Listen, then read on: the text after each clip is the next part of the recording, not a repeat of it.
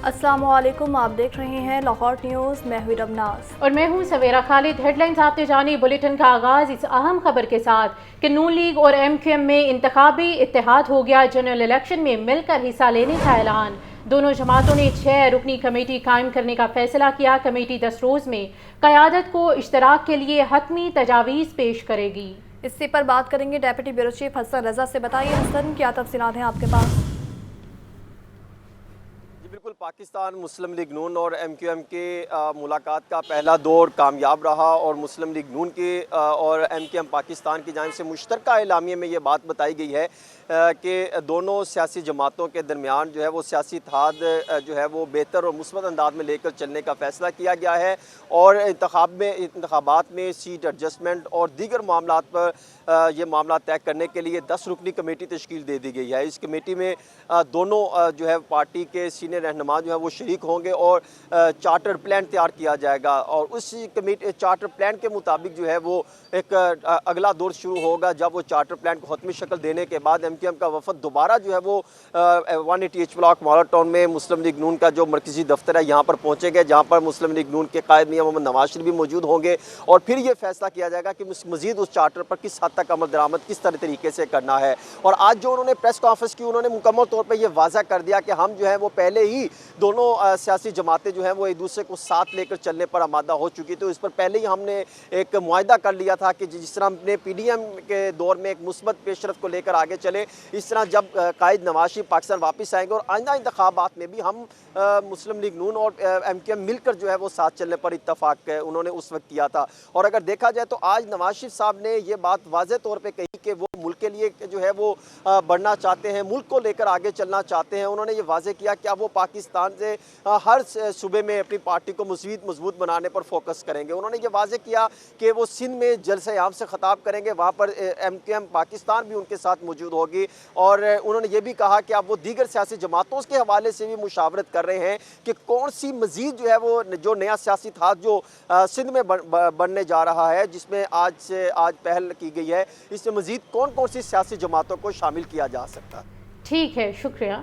तो ख़बर ये है कि मुस्लिम लीग नून MQM के साथ मिलकर आम इंतखाबात लड़ेगी और दोनों जानिब से कमेटीज़ का भी ऐलान किया जाएगा। ख्वाजा साद रुपी की जानिब से मीडिया से गुफ्तगू में कहा गया है कि आइनी और कानूनी मामलात पर भी मुशावरत की जाएगी। नवाज शरीफ ने बशीर मेमन को मुस्लिम लीग नून सिंध का सदर मुंतखब किया। बशीर मेमन उसूलों पर चलने वाले आदमी हैं। मजीद कहा कि बिलावल को कुछ कहने से रोक नहीं सकते, वो आज़ाद हैं, कुछ भी कहें।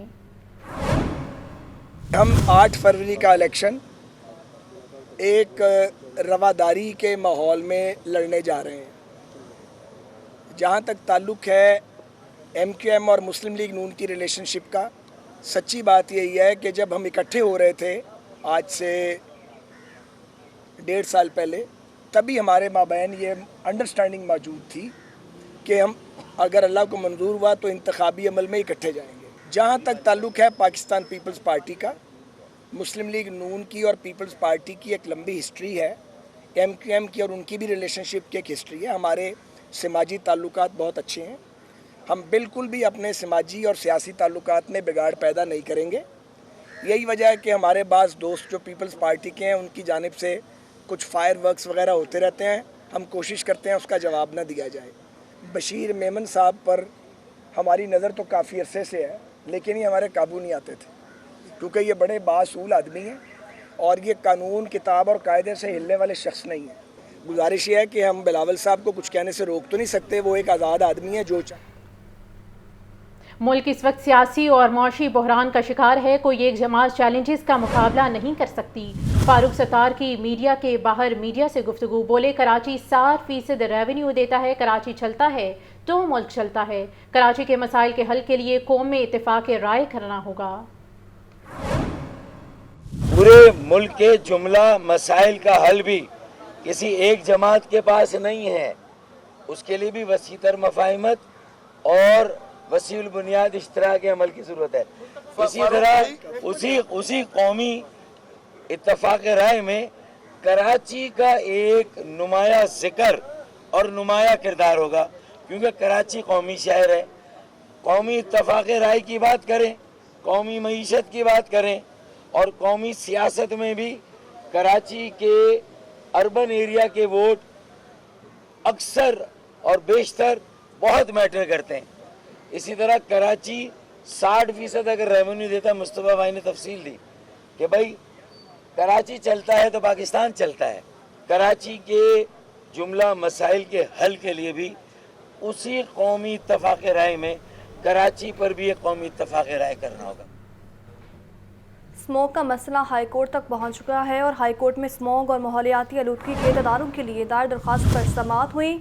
अदालत का आज ही CCPO लाहौर को कमिश्नर के साथ माहौलियाती कमीशन की मीटिंग कराने का हुक्म है। ममनुआ ईंधन बनाने वाले फैक्ट्रियों के खिलाफ शुमाली लाहौर के 4 थानों के इलाकों में ऑपरेशन की हिदायत है और अदालत ने केस की समाअत 10 नवंबर तक मुलतवी कर दी है।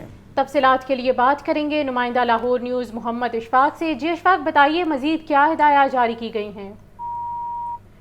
इशफाक से राबता बहाल करने की कोशिश करेंगे। तो खबर ने आपको हाई कोर्ट में स्मोग और माहौलियाती आलूदगी के तदारुक के लिए दायर दरख्वास्त पर समाअत हुई। अदालत का आज ही CCPO लाहौर को कमिश्नर के साथ माहौलियाती कमीशन की मीटिंग करवाने का हुक्म। ममनुआ ईंधन बनाने वाली फैक्ट्रियों के खिलाफ शुमाली लाहौर के 4 थानों के इलाकों में ऑपरेशन करवाने की हिदायत जारी की गई। अदालत ने केस की समाअत 10 नवंबर तक मुलतवी कर दी। जस्टिस शाहिद करीम ने दरख्वास्त पर समाअत की। बुलेटिन में आगे बढ़ते हुए डेंगू के हवाले से बात करें और आपको बताएं कि पंजाब में डेंगू मच्छर के 4 इकसाम के केसेस रिपोर्ट होने लगे। महकमे सेहत ने डेंगू मच्छर के जिनियाती इकसाम का जायज़ा लेने के लिए PCR टेस्ट किए। डेंगू के 873 मरीजों के नमूने जिनियाती टेस्ट के लिए हासिल किए गए। 217 नमूनों में D1 और 188 में D2 पाया गया है। 6 नमूनों में DN3 और 8 में DN4 की तस्दीक हुई। माहिरीन का कहना है कि 2 और 4 डेंगू तेज़ी से फैलता है और इससे हलाकतें भी मौसूल होती हैं। आपको अपडेट कर रहे हैं कि आए रोज़ डेंगू के केसेस में इजाफा होने लगा है और पंजाब में डेंगू मच्छर के 4 इकसाम के केसेस रिपोर्ट होने लगे हैं। महकमा सेहत ने डेंगू मच्छर के जनियाती इकसाम का जायज़ा लेने के लिए PCR टेस्ट किए हैं और डेंगू के कन्फर्म मरीजों में से 873 अफराद के नमूने के टेस्ट हासिल किए गए हैं। तो खबर ये भी है कि वाल्टन रोड नाला ओवरफ्लो हो गया। सड़क के दोनों जानिब पानी जमा है। ट्रैफिक का निज़ाम बुरी तरह मुतासिर है। वाल्टन रोड से कैंची तक सड़क के दोनों जानिब गाड़ियों की कतारें लग गईं। अवाम अज़ियत में मुब्तला हो चुकी हैं। अवाम अज़ियत में मुब्तला हो चुके हैं। तफसीलात जानने के लिए बात करेंगे फ़ाहद अमीन से। जी फ़ाहद, बताइए क्या इक़दाम किए गए हैं? जी बिल्कुल, मैं इस वक्त वाल्टन रोड पर मौजूद हूँ और अगर मेरा कैमरा मैन इकराम शाह आपको दिखा सके तो मेरे पीछे आप देख सकते हैं कि ये कोई गंदा नाला नहीं है। ये लाहौर की मसरूफ तरीन और मशहूर शाहराह वाल्टन रोड है और यहाँ पर सूरत हाल ये है कि हर तरफ जो है वो पानी ही पानी दिखाई देता है और ये कोई बारिशी पानी नहीं है, ये गंदे नाले का गंदा पानी है और यहाँ पर इस पानी के बायस इस कदर ताफुन है कि 5 मिनट खड़ा होना भी जो है वो मुहाल है। ट्रैफिक का निज़ाम बुरी तरह मुतासर हो चुका है। मेरे जो है वो दाईं जानब गंदा नाला है जो ओवरफ्लो होकर जो है वो उसका सारा पानी जो है वो मेन रोड पर आ गया है। अगर मेरा कैमरामैन आपको दिखा सके तो ये जगह है, यहाँ से जो है वो जो इंतज़ामिया है जो यहाँ पर काम कर रहे हैं वर्कर, वो उनका कहना है कि यहाँ से जो है वो ब्लॉकेज हुई है क्योंकि इसके नीचे, इस सड़क के नीचे जो है वो पुली थी, गंदा नाला था और ये जो है वो दूसरे नाले में जा रहा है और यहाँ पर ब्लॉकेज होने के बायस जो है वो जो गंदा नाला था वो ओवरफ्लो हो चुका है और उसका सारा पानी जो है वो ये मेन रोड पर आ चुका है। यहाँ से जो है वो WCB की जानिब से जो है वो इसको यहाँ से तोड़ दिया गया है इस पुली को और कोशिश की जा रही है कि इस पानी को जो है वो उसकी निकासी को बेहतर किया जा सके।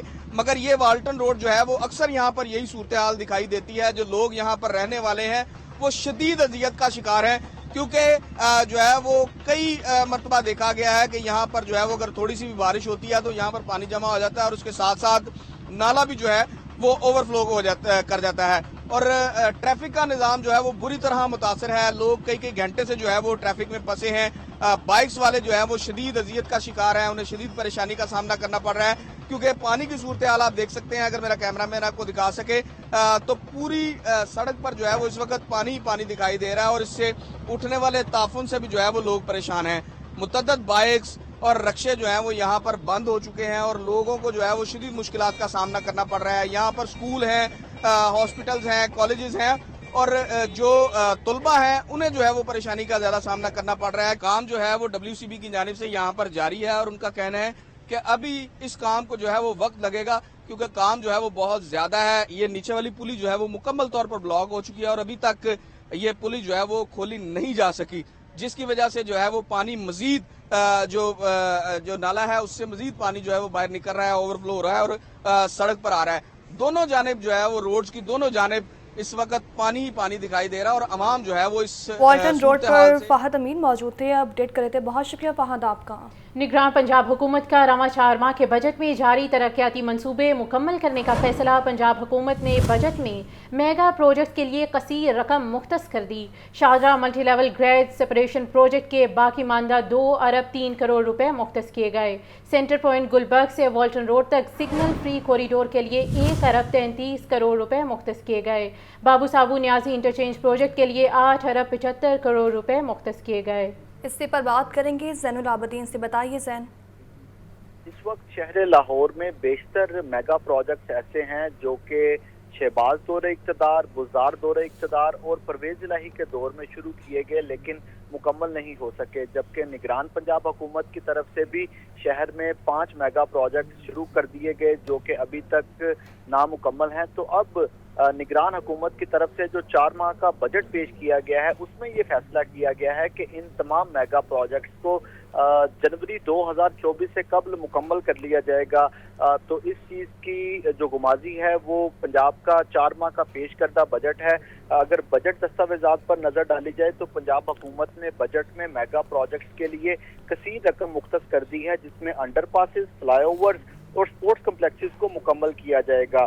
اعداد و شمار کے مطابق Shahjahan multi level grade separation project جس کا تعمیراتی کام 80% مکمل ہو چکا ہے, اس کے باقی کام کو مکمل کرنے کے لیے 2 ارب 3 کروڑ روپے کی رقم مختص کر دی گئی ہے.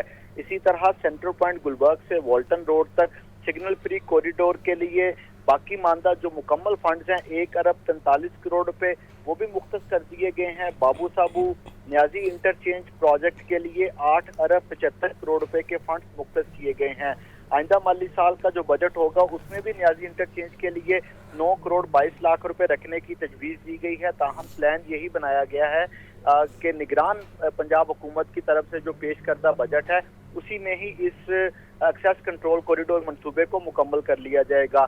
سپورٹس کمپلیکسز کی صورتحال پر نظر ڈالی جائے تو اس منصوبے پر تعمیراتی کام کا آغاز 2017 میں ہوا تھا لیکن ابھی تک یہ منصوبہ مکمل نہیں ہو سکا. اب نگران پنجاب حکومت کی طرف سے سپورٹس کمپلیکس کانا کو ان 4 ماہ میں مکمل کرنے کے لیے 1 ارب 27 کروڑ روپے کا بجٹ مختص کیا گیا ہے. اسی طرح سپورٹس کمپلیکس سبزہ کے لیے 2 کروڑ 45 لاکھ روپے, رق شادرہ سپورٹس کمپلیکس کے لیے 3 کروڑ 94 لاکھ روپے, سپورٹس کمپلیکس سنگھ پورہ کے لیے 38 کروڑ 32 لاکھ جبکہ ٹاؤن شپ کے لیے 85 کروڑ روپے کے فنڈز مختص کر دیے گئے ہیں. اور ایل ڈی اے کے شعبہ انجینئرنگ کو یہ احکامات جاری کیے گئے ہیں کہ ان 4 ماہ میں ان تمام میگا پروجیکٹس کو مکمل کر کے عوام کے لیے کھول دیا جائے. عوام کے لیے کھول دیا جائے. زین تفصیلاً آگاہ کرنے کے لیے بہت شکریہ. لاہور میں اسمگل شدہ سامان سپلائی کرنے والا ٹرک پکڑ لیا گیا. رنگ روڈ کے قریب اسمگل شدہ ٹائرز اتارے جا رہے تھے. ذرائع کے مطابق ٹائرز رکشہ میں لوڈ کر کے مختلف مارکیٹوں میں سپلائی کیے جانے تھے. مزید بتائیں گے راہیل علی. بتائیے راہیل.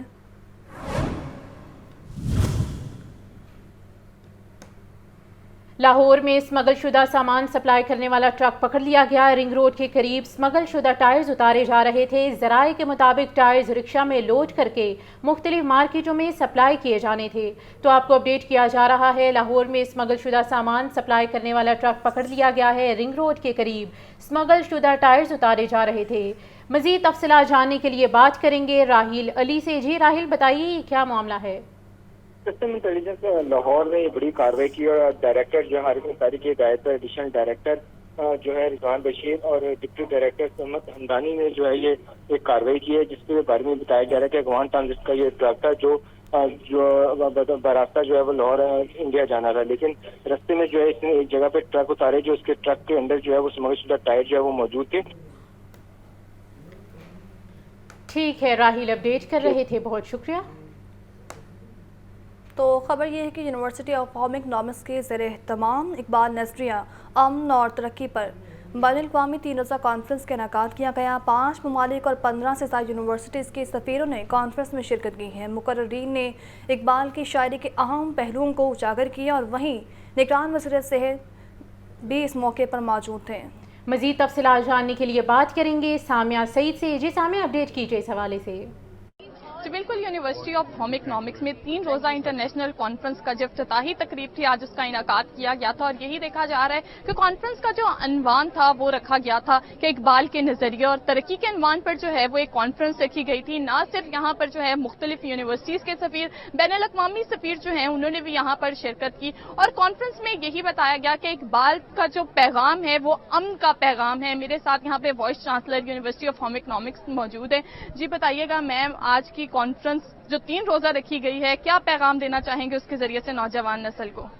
دیکھیے، اس کانفرنس کا عنوان ہی اقبال کا نظریہ امن اور ترقی ہے، تو ہم اپنے نوجوانوں کو یہی پیغام دینا چاہتے ہیں کہ جب آپ علم میں اور فہم میں اور فراست میں مقام حاصل کرتے ہیں تو آپ اقبال جیسی مقبولیت حاصل کر سکتے ہیں، اور آپ اس عروج پہ پہنچ سکتے ہیں کہ جب آپ کا نام لیا جائے تو پوری دنیا سے لوگ آپ کو اپریشیٹ کریں۔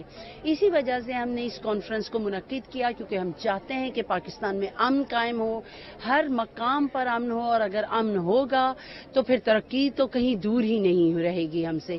اسی لیے اس موضوع کا انتخاب کیا گیا، اور ہم اپنے اسٹوڈنٹس سے بھی چاہتے ہیں کہ اس ملک میں امن کے فروغ کے لیے کام کریں تاکہ اس ملک کو ترقی حاصل ہو۔ ہاں جی بالکل، ان کی جانب سے یہی کہا جا رہا ہے کہ نوجوان نسل کو یہ آگاہی دی جا رہی ہے کہ امن کو جو ہے وہ امن کا پیغام لے کر جائے، اور امن کو جو ہے وہ فروغ دیں، اور قوم اور ملک میں جو ہے وہ ترقی امن کی وجہ سے ہی ہوتی ہے۔ ٹھیک ہے، بہت شکریہ سامیہ۔